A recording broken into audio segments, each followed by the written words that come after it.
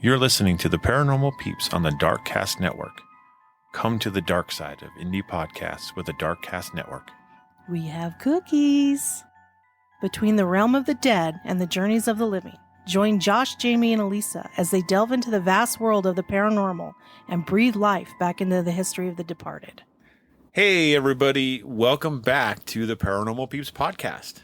I'm Josh. I'm Jamie. And where is Elisa? Well, you know, she wanted to be here, but she thought it was really important to go to Loch Ness, do some deep diving, and make friends with Nessie. So she's like scuba diving in Loch Ness? Yeah. Yep. Why didn't we get the invite?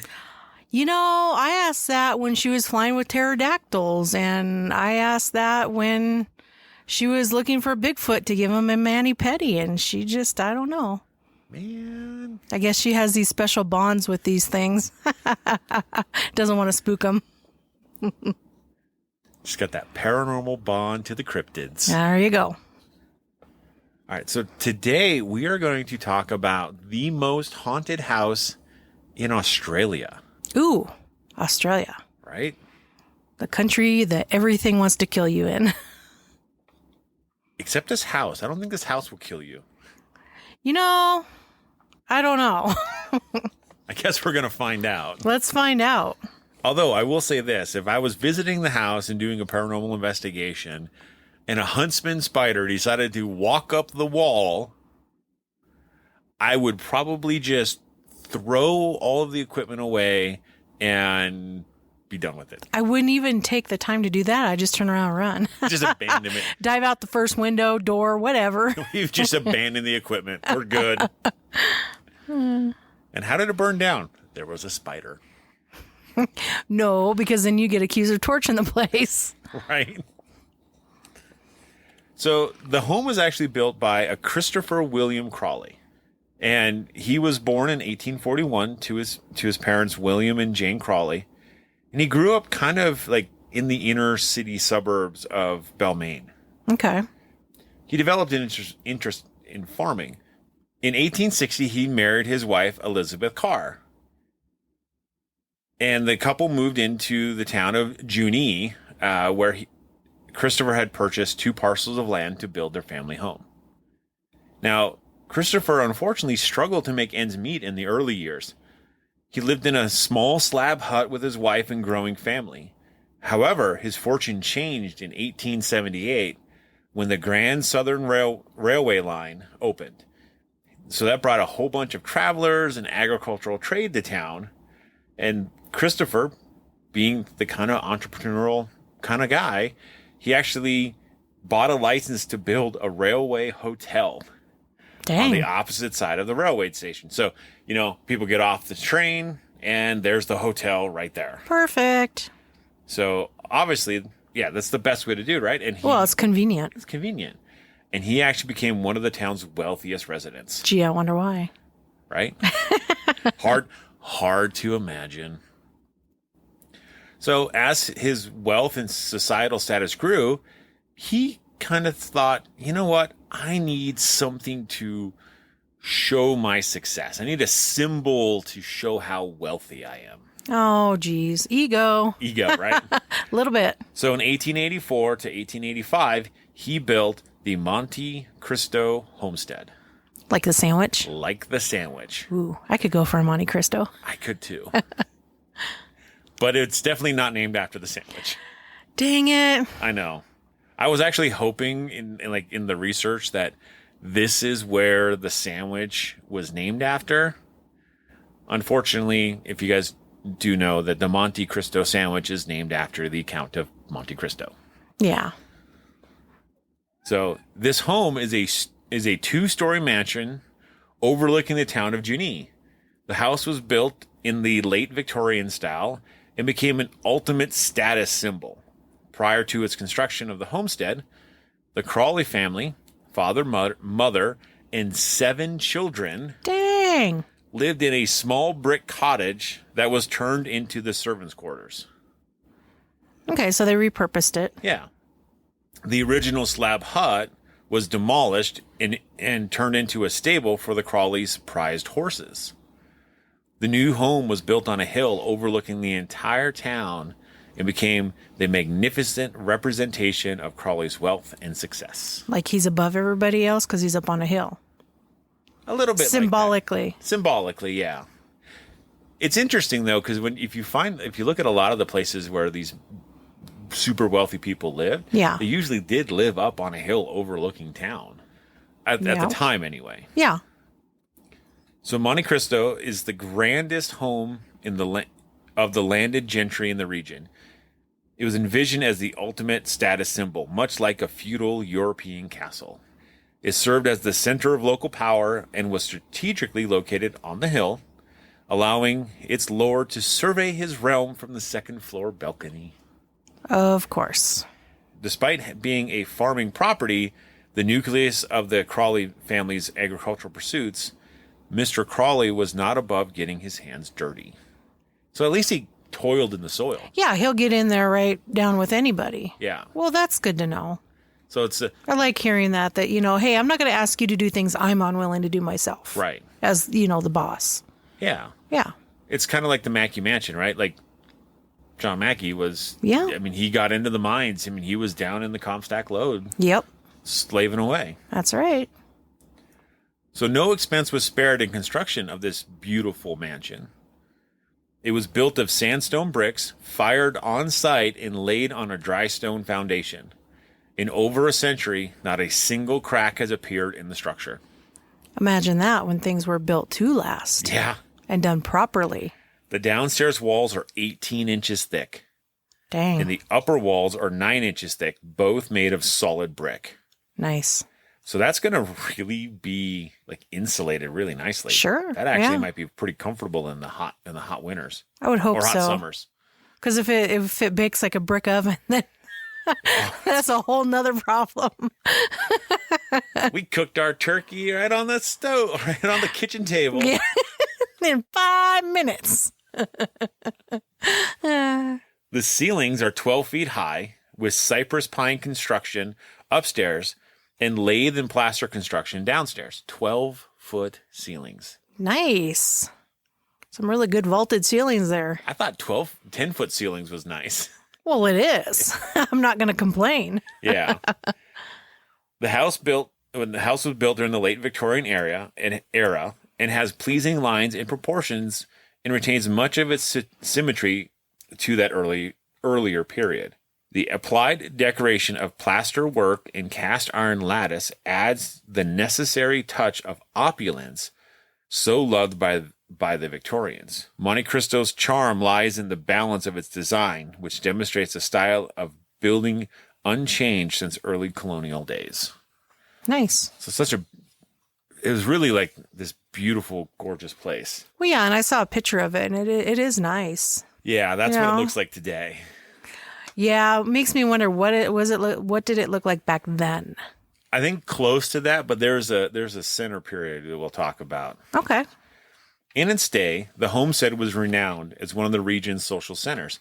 There were balls. The local gentry engaged in country pursuits such as tennis and golf on the region's first course.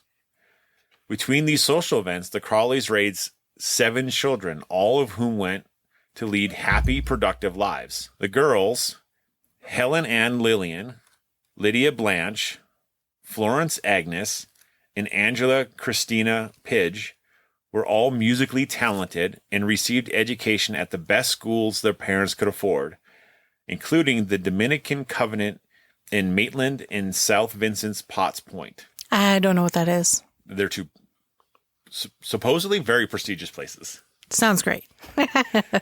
They were taught music and painting, and Lillian, the great beauty of the family, was an accomplished pianist and composer.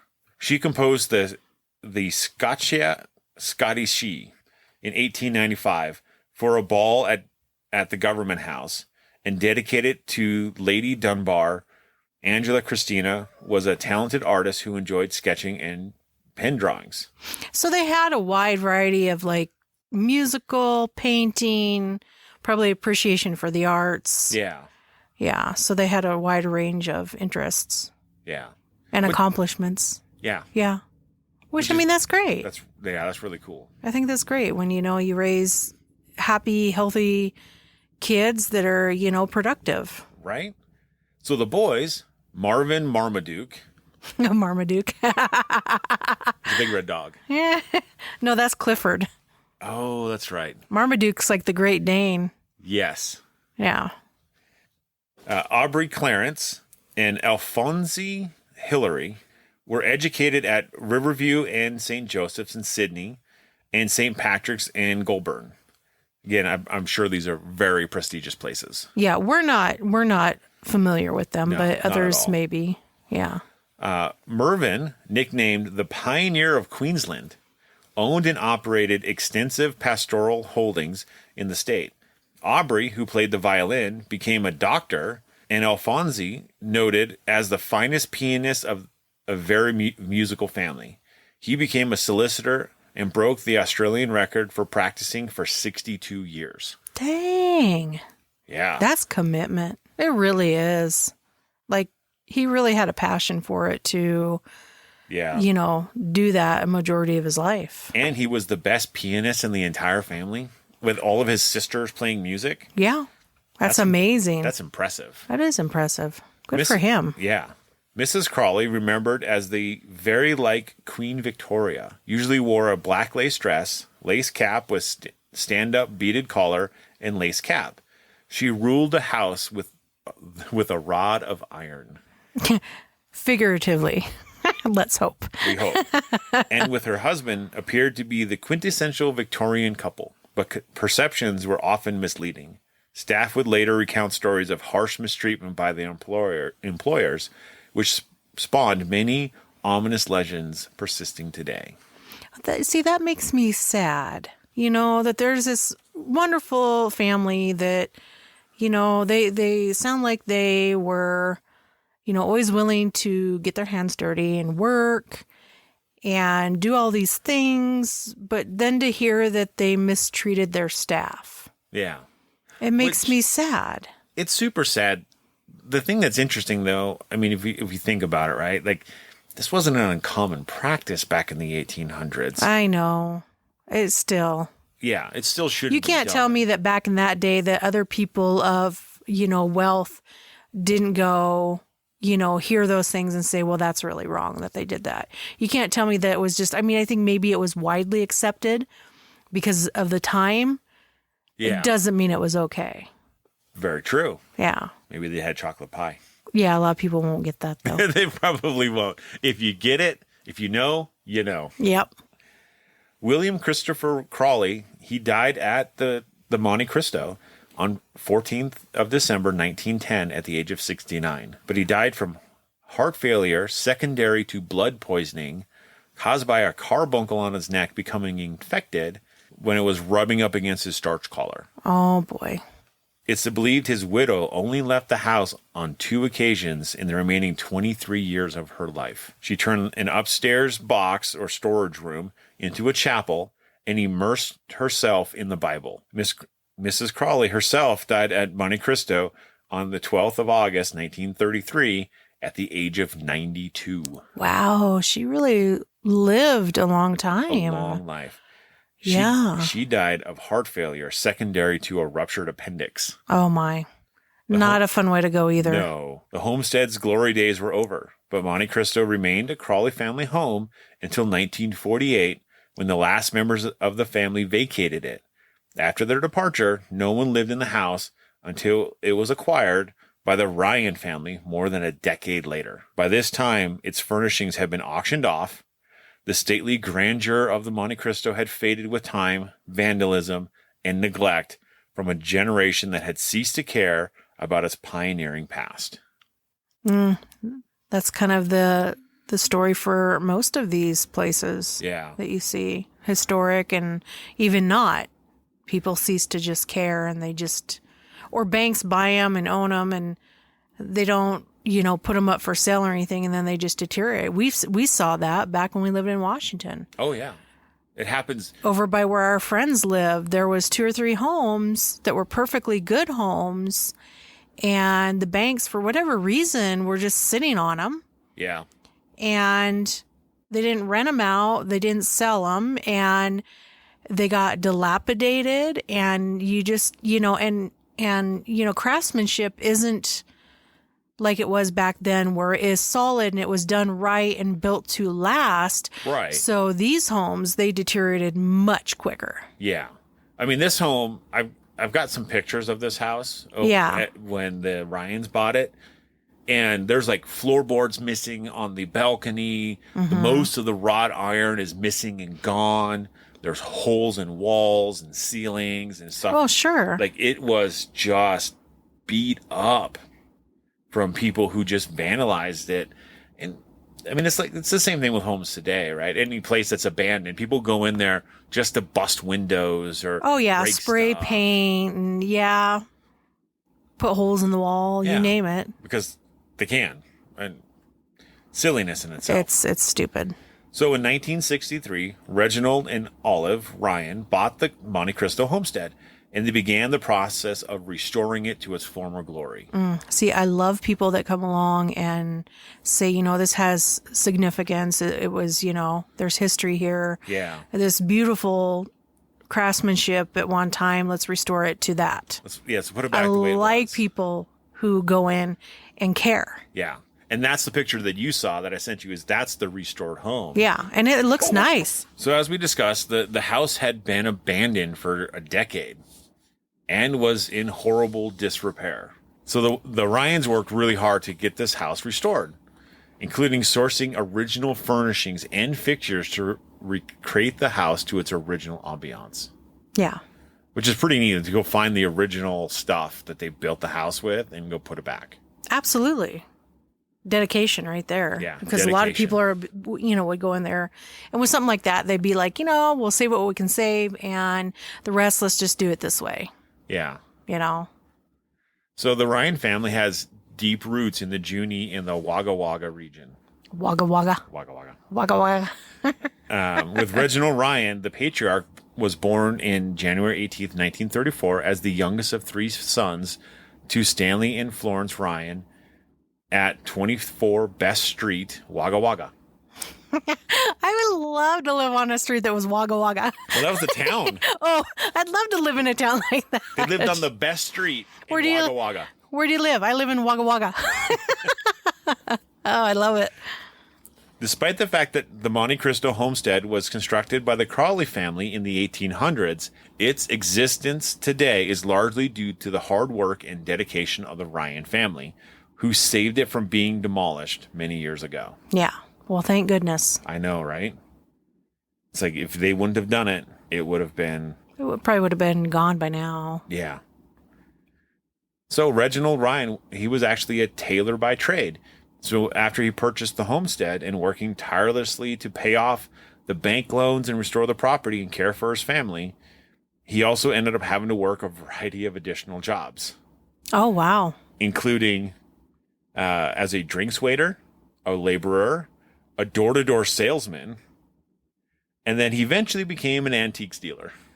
Which actually, the funny thing is him becoming an antiques dealer is actually what helped him to get the furnishings for the property. Nice. So in 1986, the Ryan family stopped dealing in antiques and opened the Monte Cristo as a local museum. Oh, that's cool. So is it a museum today? It is a museum today. Nice. And so you can go and do tours and visit it and just enjoy it as it was. Right. So while it's known for its antique store and award-winning tourism, it has always been a beloved family home for the Ryans, presided over by Reginald and Olive, their 5 children, Deborah, Nolene, Michaeline, Shirley, and Lawrence. Devotedly assisted them in restoring the estate. So everyone helped. Today, Lawrence Ryan, most known for his famous stuntman, the Lawrence Legend. Not a clue. He's the one that He's the one that cares for it now, with his mom Olive, and they run ghost tours. Oh, that's so awesome! Yeah, love it. So, being one of the most haunted places in Australia, they have obviously lots of ghosts. And reportedly, they say they have at least 10 separate ghosts. Interesting. Yeah. Or is it one ghost with multiple personalities? That would be something, huh? That'd be interesting, right? Can ghosts have multiple personalities? Well, if they had multiple personality disorder while alive, I'm sure they could have it in. But aren't you freed of all your earthly garbage? If you cross over. Yeah. Well, that's a whole nother thing. So you could have a non-crossed multi-personality ghost. And think you're dealing with 10 different spirits. And you're really just dealing with one. That would be kind of funny if you think about it. That would be very interesting. Okay, so what are some of the hauntings that they have? Well, there's a handful, obviously. I mean, if there's one ghost with 10 personalities or 10 different spirits. So the most seen apparition at the Monte Cristo is Elizabeth Crawley herself. Makes sense. She lived there the longest. Yeah, and she ruled with a iron rod, remember? Yeah. Like it says. So I could really see her. And plus her last 23 years before she passed away, nobody really saw her leave the house. Twice that's known. Yeah. But that says that, if she was very attached to the home because she resided there and rarely left its four walls. Yeah. So she's often referred to as the Lady in Gray. So we hear this a lot, Lady in White, Lady in Gray. There's always one of those varieties there. So, but okay, so she's Lady in Gray. Her presence is most often just felt by a lot of people that go through there. She's often seen at the top of the grand staircase as well. That'd be really cool. Yeah, so first a lot of people report feeling her, and then sometimes she's seen up there. So they think that she's watching over the house with an otherworldly gaze. So I could see, if that is the case, I could see why you would really kind of feel that, like somebody watching you, because if she ran a real tight household, yeah, you'd be under her watchful eye. I wonder if you were on a tour and you kind of strayed away from the tour, if she would smack you back into line. With that iron rod? Yeah, with that iron rod. So she's most frequently sighted in the small room that she once transformed into that chapel. So remember when it said that she basically really hung out in there and basically immersed in herself in the Bible in the chapel. Yeah. That makes sense. That there's a lot of energy she put into that room, whether it's actual just residual presence or intelligent. Yeah. Or maybe it's a combination. Yeah. I wonder if that can happen, though. Do you think that there can be possibly from a past person, that there could be both their residual energy as well as their intelligent? I think so.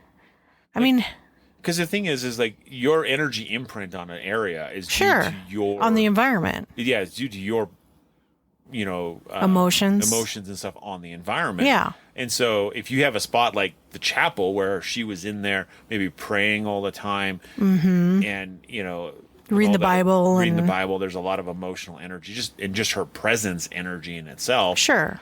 So she could imprint really hard on that section. And then maybe her presence seen on in the grand staircase and other places is actually more intelligent. And just kind of watching over her home. Yeah. Yeah. So a lot of the witnesses they've described her as just a shadowy figure dressed in a somber black attire, which is much like what she wore when she was alive. All black. She wore black lace and stuff. So she's often seen carrying a gleaming silver cross. So, and it says the intensity of her haunting is been known to scare people out of the dining room area. Huh. But they say her presence is unmistakably marked by a sudden and bone-chilling drop in the temperature. Now, we hear this a lot. We felt it before, too. We have experienced, on occasion, those things. But you also hear, that's one of the reports that you hear a lot. Yeah. Christopher Crawley, her husband, he actually makes sporadic appearances kind of within the hallways of the home. Okay. He's not commonly sighted as much as his wife, so it's more rare for him. Right. And he appears to quietly pace and doesn't really bother anybody. So I'm going to think that maybe that's more residual because he seems to pace the hallways. Which is probably something he did a lot. Yeah. And I'm guessing he probably did. So the fact that he doesn't bother anybody means that there's no interaction there. So maybe it is a residual thing. Yeah. You know, unless you kind of experience it yourself, it's hard to say which it is. Right. Because if he's walking down the hall and you see him and you gasp or make a noise and he turns around and looks at you, that would be some more intelligent. Or turns around and says, leave, get out of my house. Much obliged, sir. Thank you, and I'm going. So there's another haunting, and they call this one the tragic child. Yeah. Which, okay, we already know where this is going. Nowhere good. So it's one of the most heart-wrenching ones that they report there, and it's about a child who met a horrific fate by falling down the stairs there. So in 1917, at the Monte Cristo, Ethel, so the infant granddaughter of Christopher Crawley. Yeah. Ethel died when her nursemaid claimed that an unforeseen force had propelled her. So pushed her. Yep. So basically pushed her, causing her to drop the infant down the staircase. Why do I not buy that? Well, you know, and I don't know. I'm not saying that it is completely impossible. It's not. But it doesn't sound right. Like it doesn't sit quite right. Right. For some reason. I don't know why. Do you feel like it'd be something more intentional? Like she intentionally did it? Or do you think it's like, oh, she tripped and then she lost her balance? And so the feeling I get from it, and I really don't know, but I feel like she misstepped. Okay. Like tripped something and ended up accidentally dropping. I could see that. But I don't know. I wasn't there. I don't know. I would have serious questions for you. We should ask Elisa. If you said if you were there. So would I. So the haunting aftermath of the event is just another tragedy in the house. So it sounds like there's been multiple tragedies. Yeah. So visitors, to the museum, because it's a museum today, especially the children visitors, they have reported kind of like a heightened sense of fear when they are on those stairs for whatever reason.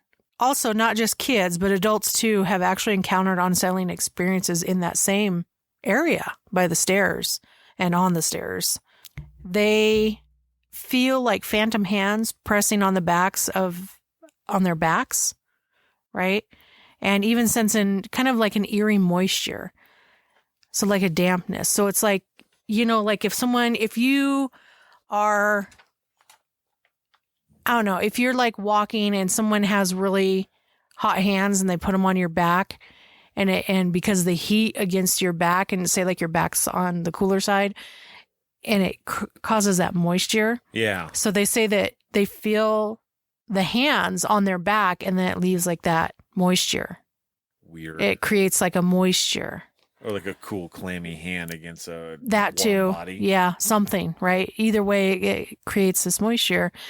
It seems like if, they're saying, well, it's like unseen, forces seem to manifest, highlighting the tragic events of the past is what people will say a lot because, and it makes me wonder though, because there is always the power of, when you plant a seed and you tell the story of what happened there and the tragedy that occurred and things that are reported, and then you go and you take the tour or whatever up those stairs or down those stairs, that's already planted. So is it just something that they think they're, I mean, the power of suggestion, it can be really strong for some people, especially in the paranormal. People there are people that just want everything to be something paranormal. And so they feel, some sweat rolling down their back because it's a hot summer day and it's cooler, right? And they're like, that was a cold, clammy ghost hand. I'm moist now. Oh, gross. Okay, you might want... Okay, never mind. Moving on. So many visitors actually report hearing the eerie sound of a child's laughter that echoes through the house.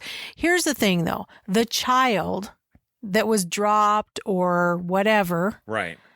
was an infant. Yes. So I know infants can laugh, but Yep. this is described as more like what you would hear like a toddler, Right. you know.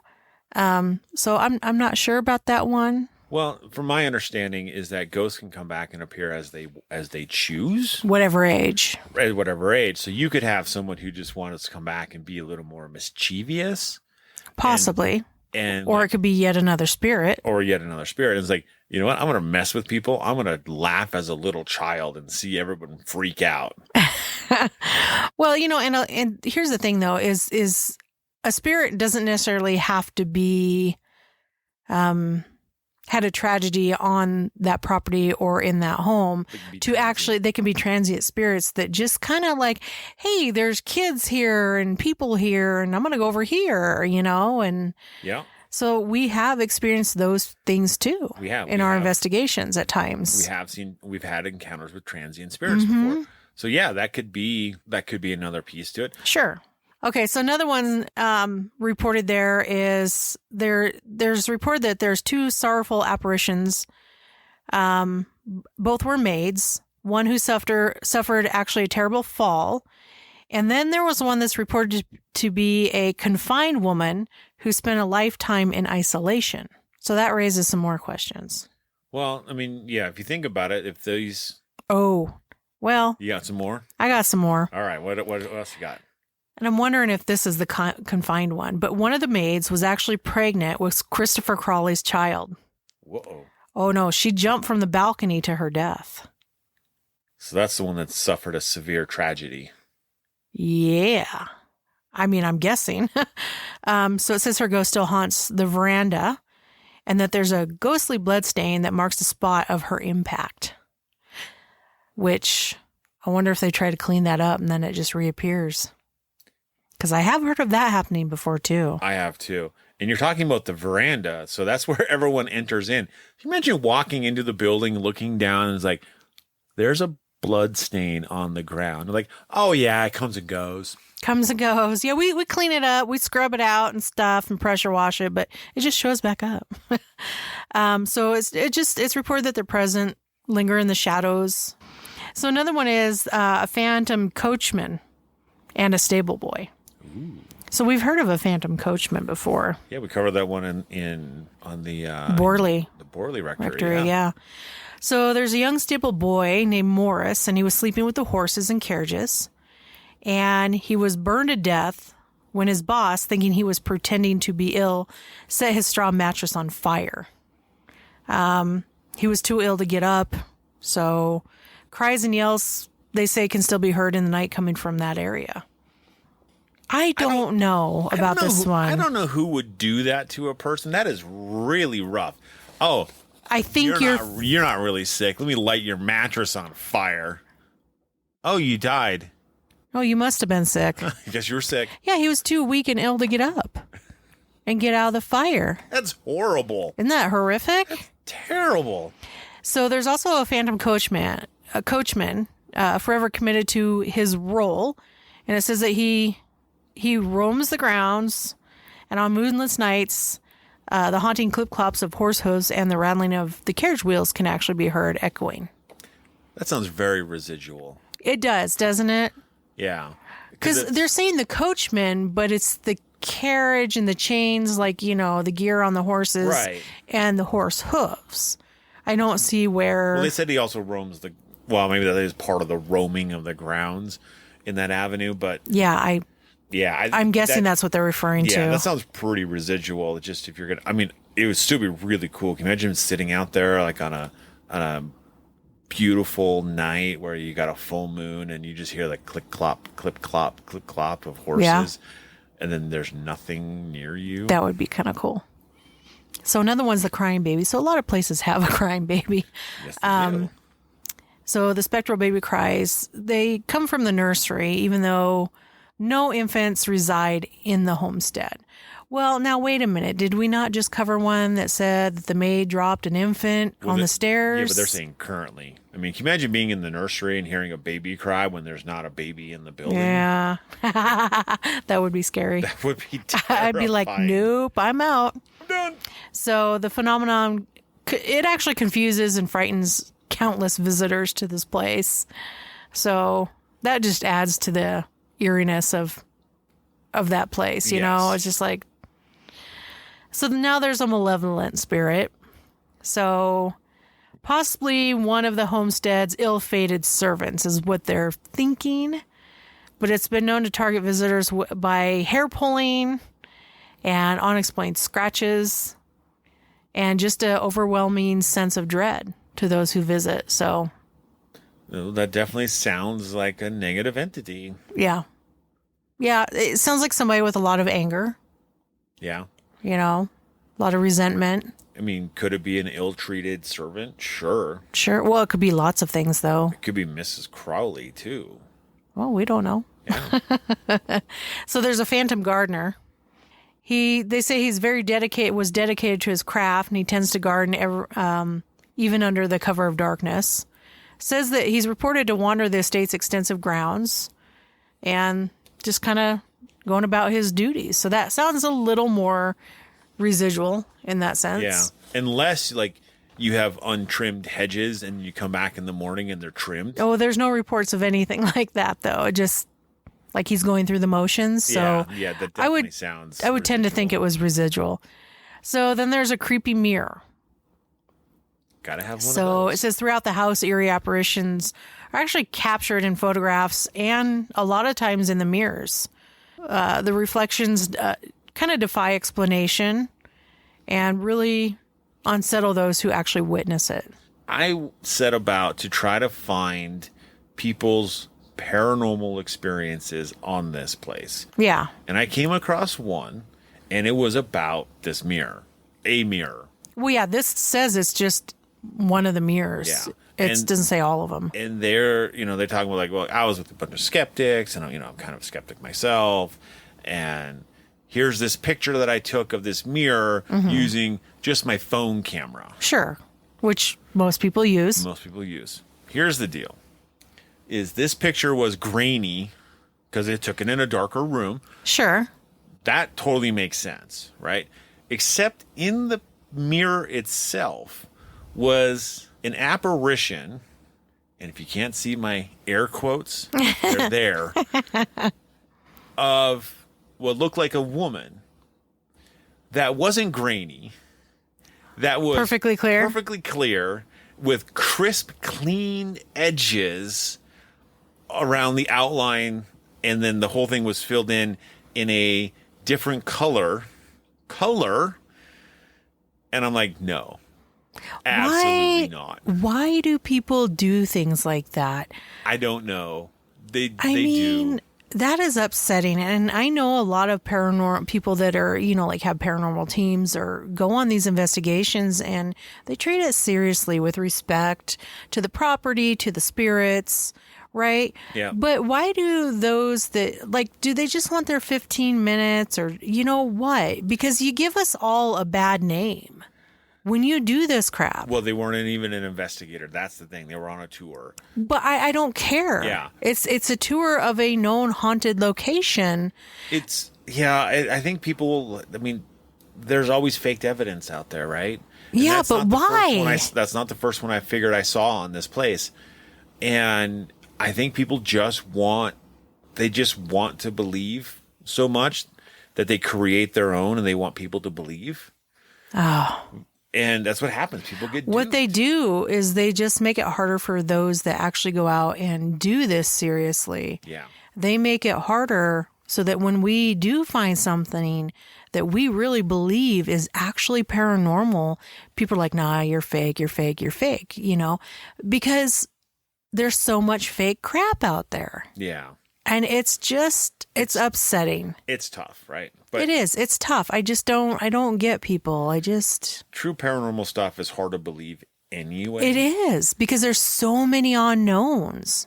Well, even the stuff we've taken and stuff that we've captured, it's you show it to somebody else and they can, one, easily pick it apart. Oh, always. You can always pick something Yeah. apart if you really But want to. you look at it and you're like, man, that is fantastical in what you see. And it's like, that's amazing. Yeah. And you know it's not Photoshop, but some people are just really bad at Photoshopping. And then there's others, those cases. and then there's others that are so fantastic at it that it's really hard unless you get an expert to go in and verify that like the footage or the photo was not tampered with in any way, shape, or form or altered. Yeah, you got those guys out there too. Yeah, exactly. So there's also reports of a mischievous ghost. I kind of like those sort of spirits when we go places that are just fun. They can be fun. They're just out to kind of, Play pranks. And, as long as they're not hurting anybody, I really get a kick out of it, really. So they delight in moving objects, slamming doors. So a lot of the typical stuff you hear about. Yep. Sometimes this one says that this one actually will create an atmosphere of unease. That I wouldn't really put that to like define a mischievous ghost, making you feel uneasy. I think that just depends on the individuals, though. Because if you're walking down a hallway and let's say the door at the end of the hallway slams or sounds like it slams shut. Sure. If you're not used to this, if you're not into the paranormal or used to the paranormal, most people feel very uneasy and unsettled. Yeah. I suppose that's true. But yeah, that's all that's on that one. Yeah. So the typical, doors slamming, stuff like that. Yep. Moving objects. So they also have the ghost of Jack Simpson. So one of the more recent ghosts that's reported at the Monte Cristo is that of Jack Simpson. And he was actually one of the home's caretakers. And he was actually shot to death in 1960 on the porch in front of the house by a young man. So this man had been watching Alfred Hitchcock movie Psycho, and he watched it 3 times before committing the crime. The words "Die, Jack, ha ha" were carved into the shed door, where they can still be seen today. Yeah, there's a picture of it etched into the door, and you can see it. Like, that's messed up. Yeah, that's taken Hitchcock's Psycho to a whole new level. Yeah. Like, you watch it 3 times, and then you decide why I'm in this movie, but it's not a movie, it's my reality, and so you go and do this. I mean, who knows what his state of mind was. Wasn't good. Not good. So then there's a ghost called Harold, and Harold was actually hit by a coach on the property as a young boy. So he sustained a severe head injury, and so as a result of the brain trauma, Harold kind of exhibited uncontrollable aggression.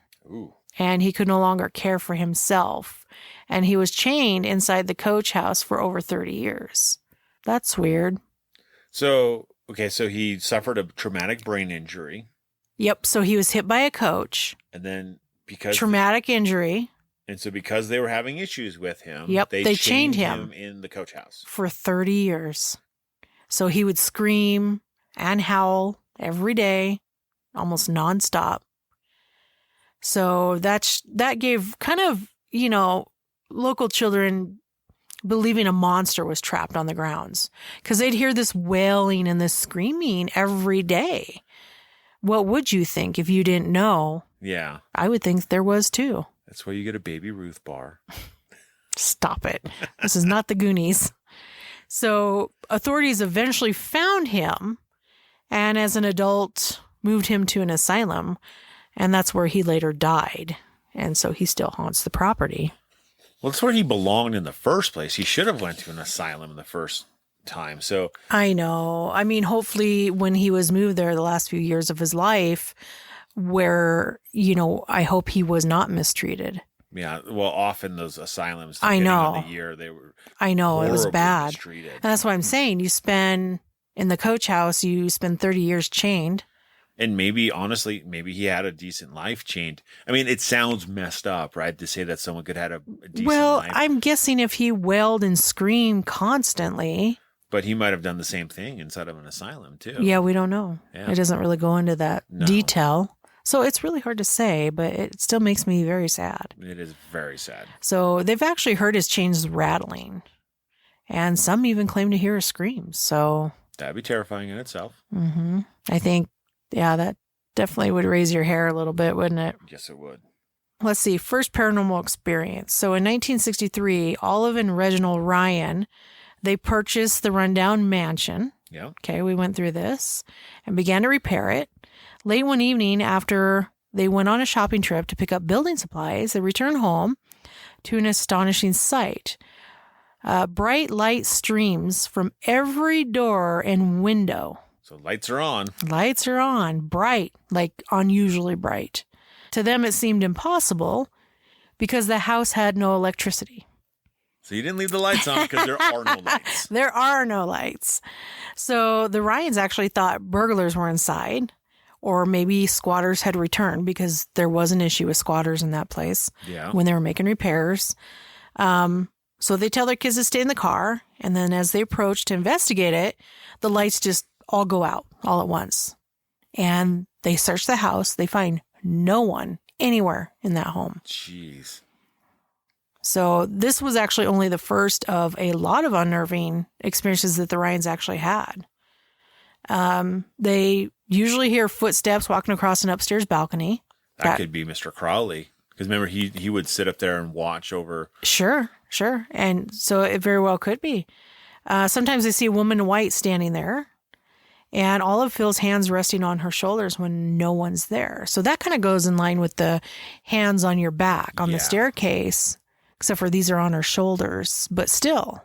Still terrifying. I mean, and, it could be friendly. I mean, you'd have to experience it yourself to determine that because, your body's your best tool. If you felt hands on your shoulders and you know nobody's there, but it feels really wrong and uneasy, then you know it's not good. Right. Listen to your body. Yes, it's your best tool. Yes, it is.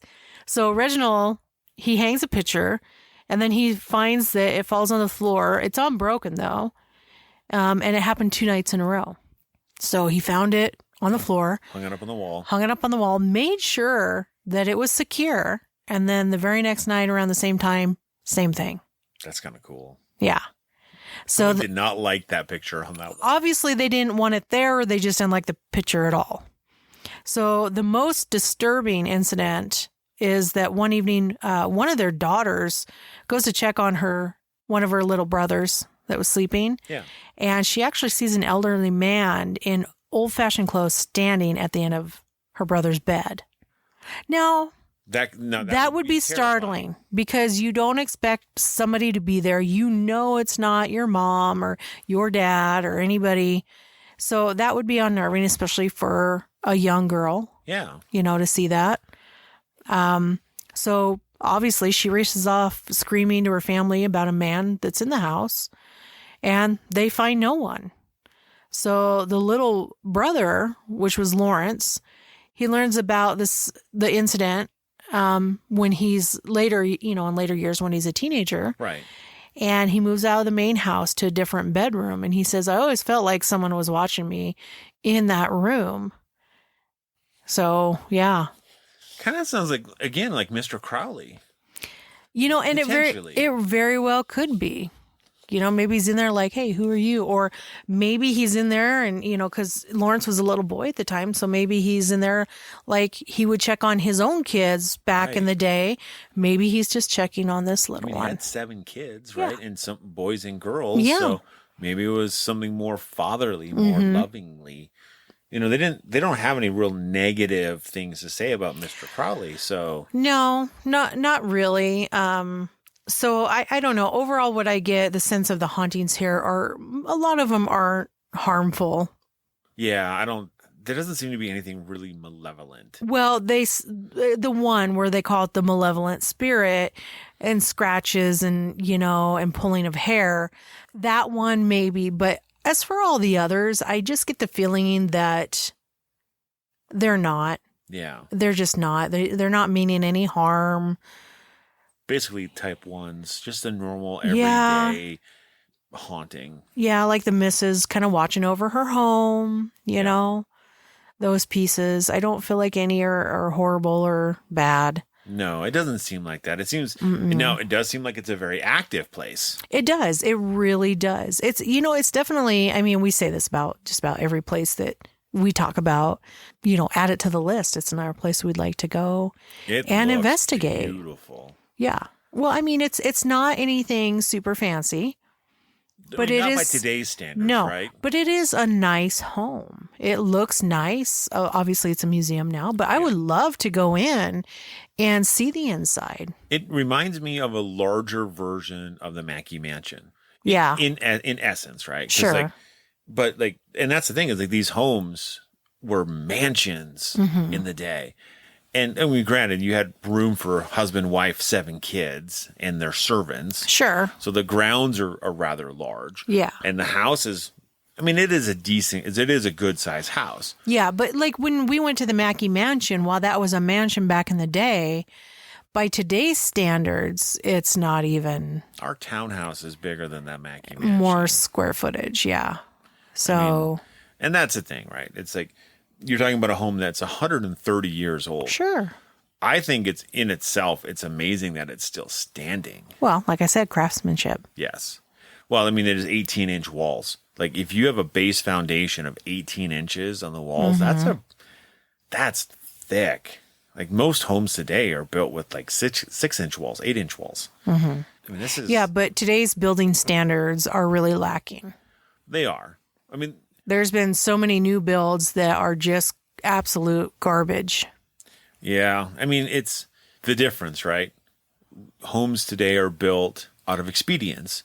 Homes built then were built to last. Because let's face it, like you're going to build a home. You don't want to build another one. No. And so you're going to build it. You would think that would be today's standard too. You would think. Especially with how much a home cost you. Yeah. Like you're looking at $500,000 for a very basic home. Depending where you live. Depending on where you live, at least in Utah. And it's ridiculous. It's like, yeah, I see this barn that's missing 3 of its 4 walls and is leaning to the left. Yeah, I might be able to afford that if I can pull in, 6 figures a year. Yeah, I know. Yeah. And that's exactly how it feels. Maybe I can, move into this Cracker Jack box for $450,000. Right. It's ridiculous. Yeah. So if you've ever been to the Monte Cristo homestead, and this is located in New South Wales, which is, a big province in Australia. But if you've ever been there, let us know. Let us know if you've had a paranormal experience there. Or if you haven't, just let us know what it's like. Because honestly, it looks absolutely amazing. And it would be a place to visit when, if we ever get down to Australia. Well, yeah. But, and it's one of those things, like we're not going to be able to go to all the places we want to go, whether it's to investigate or just even to see or visit these areas. So for those that have been there and have went through there, what was it like? And did you have any eerie feelings or any paranormal experiences? But, even if you didn't, how was it? Yeah, exactly. Let us know. Worth a trip? If you guys are fans of the ghostly and the haunted places, make sure to like and subscribe to our channel. And as always, stay ghosty, my peeps.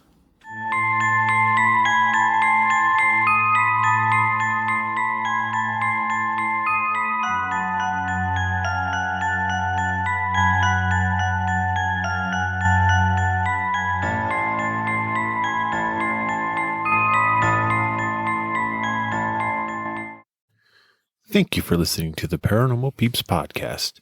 You can find us on social media at Twitter at CPR Paranormal, on Facebook at Paranormal Peeps Podcast and Cold Spot Paranormal Research. And you can find us on Instagram at coldspot_paranormal_research.